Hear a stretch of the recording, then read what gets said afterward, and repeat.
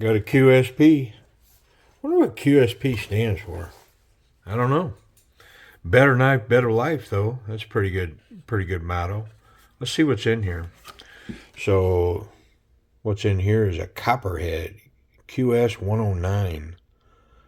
I mean, according to this, it looks pretty awesome. 3.5 inch, 8 1/4 overall.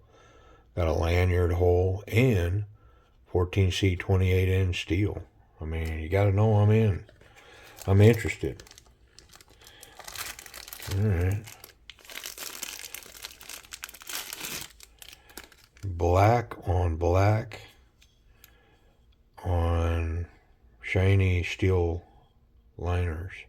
It's got this little brown or orange around the pivot. Interesting. Let's get rid of all this stuff.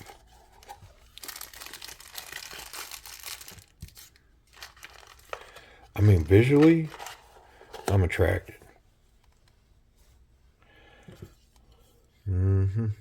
Let's see what's up. Yeah.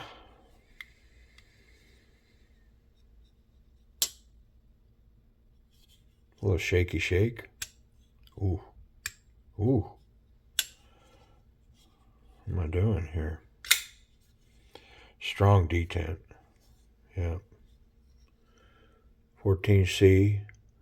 They've blackened and coated the top of the blade. Just the grinded, flat grind surface is not coated. And QSP logo. So no back flipper. It's just a thumb and... Ooh. Yeah, I'm not getting that Spidey flick. That detent's a little too thick for my finger.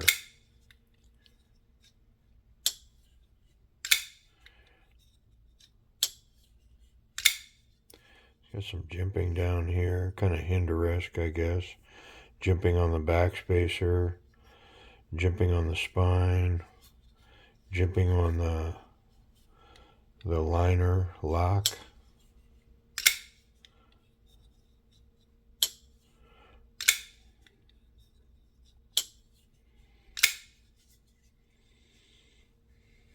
I mean, it appears like a piece, right?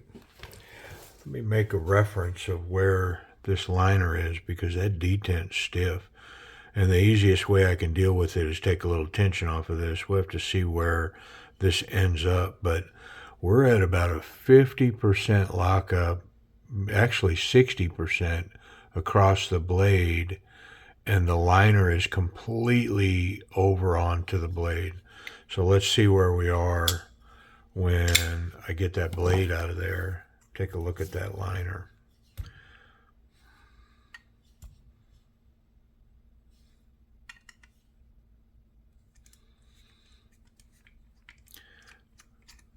Lots of Loctite in there.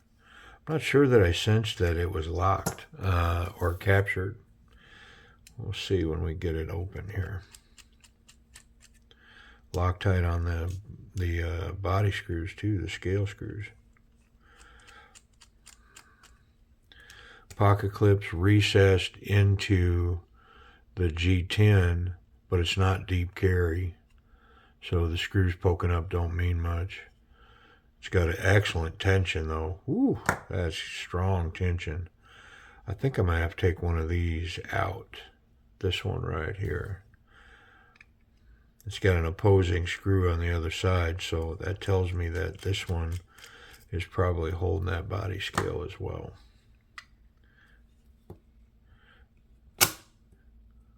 Ooh, snappy open. Yeah, pretty dry in here. I don't really see any lube. The pivot appears to be captured. I think it is captured. Yeah. Okay.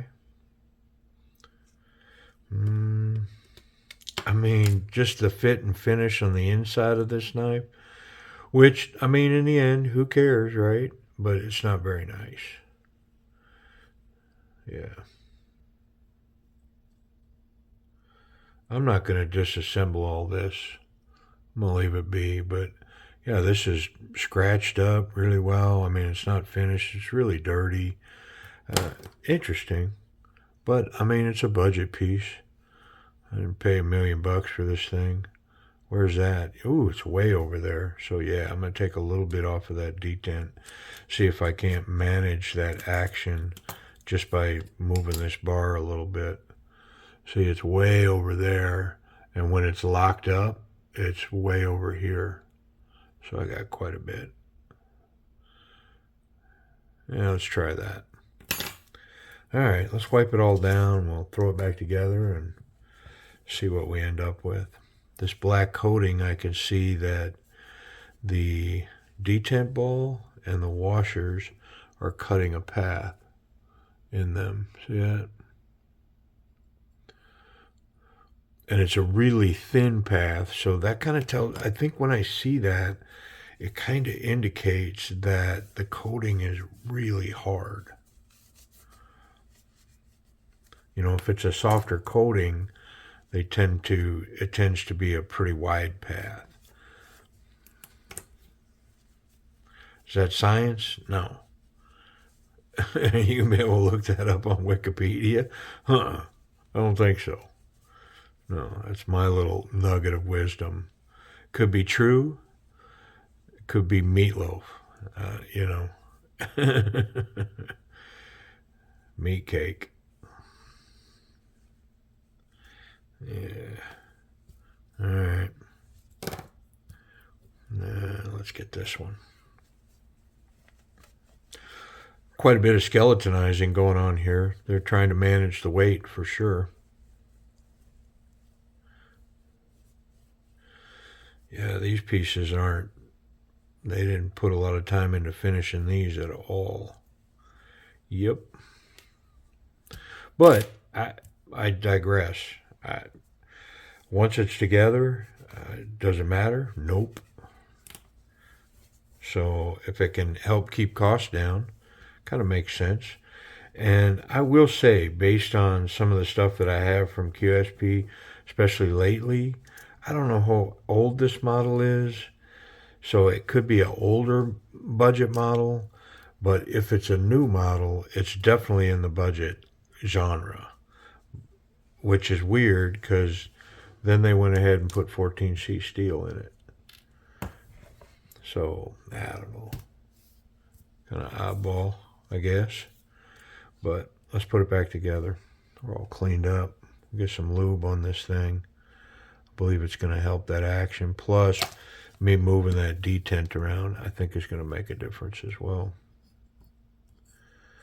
Because it was stiff. I couldn't spidey flick it.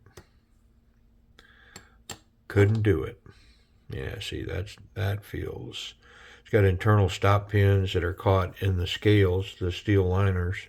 Not the scales, the steel liners. Ow! Poking myself. Darkness. Poking myself.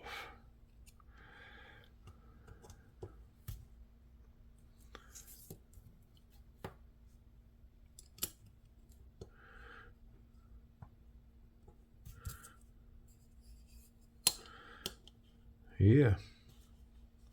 Yeah.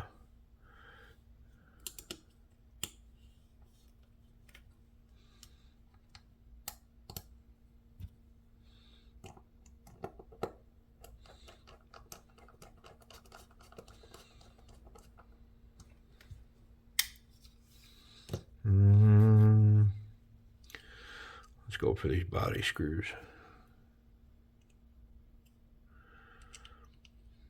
I think I might need to swap out my T6 bit. Yeah, it's holding on.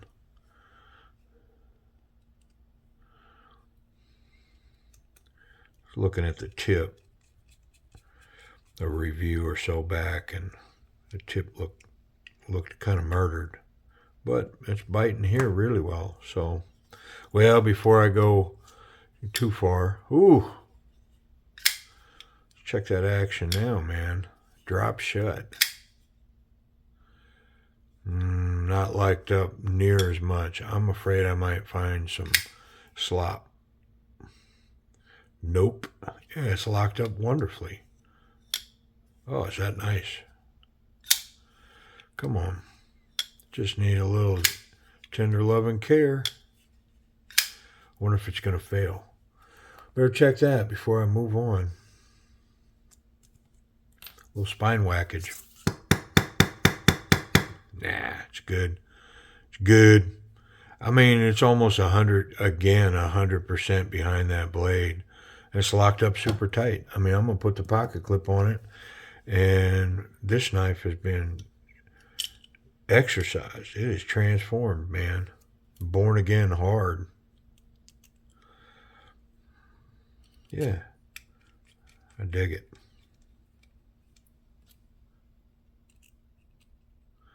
Love it when a plan comes together. When a knife shakes off the dust and becomes somebody. Because I am not a fan of a knife that doesn't function well and bad ergonomics, bad action, bad steel. I'm just not a fan. There's too many options out there now to have to dig in and take on something that's, sub any of that, really. Look at the spectrum in this steel. I don't know if it's going to show up. Just the grind and that 14C that they got going in here. It's showing the spectrum of colors in it, in the polish. But again, it's a budget cut. Oh, look at the blues and greens. It's all in there right there. Spectrum of color and the reflection. Nice finish on this blade. Let's talk about this action. So now that I've tuned it, I mean, very snappy and completely drop shut. Ooh. And spider flick, that front flick like that. Access to the lock bar, it's lowered here. This has got some jimping on it, so it's easy to grab. But now that I've taken some tension off of that, I mean, working this knife like this is so easy and effortless. It's wonderful. Yeah. So this action, I mean, golly, it is such a budget feeling knife, but that action, it's A-level action. Not A-, it's A-level. I mean, there's different categories. I mean, I'm not saying that it compares to, a $1,200 sheer Goroff, or I'm not saying that, but I'm saying for the budget category that this knife comes out of, that's A-level action, man. Drop shut, smooth as can be. Wonderful. Yeah. Ergonomics. So it's been knocked down well. All this jimping shows up in the grip, and so very comfortable in hand. A hammer grip here, this super strong grip. This thing's wonderful in hand. This grip here, perfect. I mean, you could Pakal grip this and cap your thumb here. This is definitely a very confident grip here if you're holding this piece like this. This here, it's got some jimping there. It's pretty good stuff. It's not combat, but I mean, it's going to help. It's going to come up short between not so confident and confident. It's going to come up short of confident just because there's really nothing here to hold you in. Like coming forward, if you're meeting soft tissue, this thing's going to be a dream. But if you met resistance in the shape of a thick piece of leather or a button or, anything, I mean, very easily you could come up and over on this blade. Yeah. So not so confident grip, but very comfortable, very ergonomic.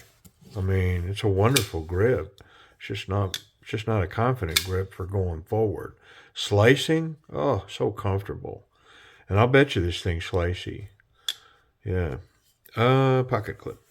thick stuff. Whoop, plenty of tension all the way home. Yeah, that is a dryer clip on that thick stuff. Let's check here.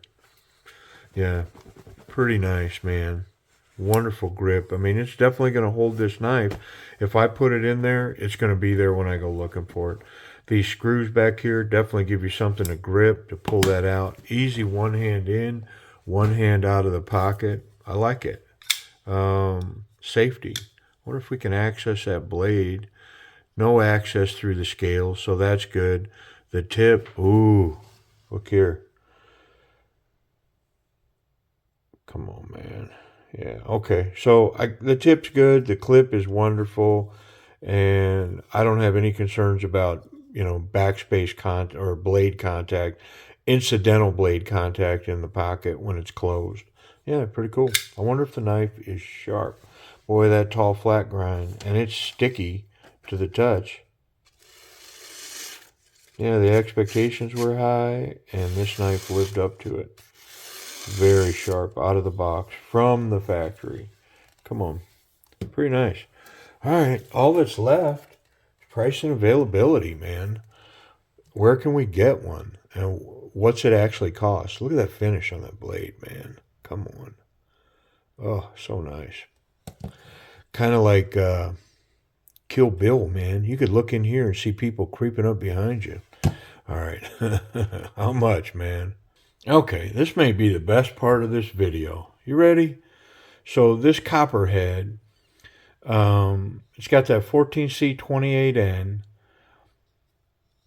and then that coating is a titanium coating on there, which explains how hard it appeared with those ceramic ball bearings that are going on in this knife. And this knife, with the discount code, is $31 from White Mountain Knives, and it shows available. Yeah, I mean, come on, it's $34. Use the code DM10, takes $3 off. So at your door, $31 delivered. Pretty cool.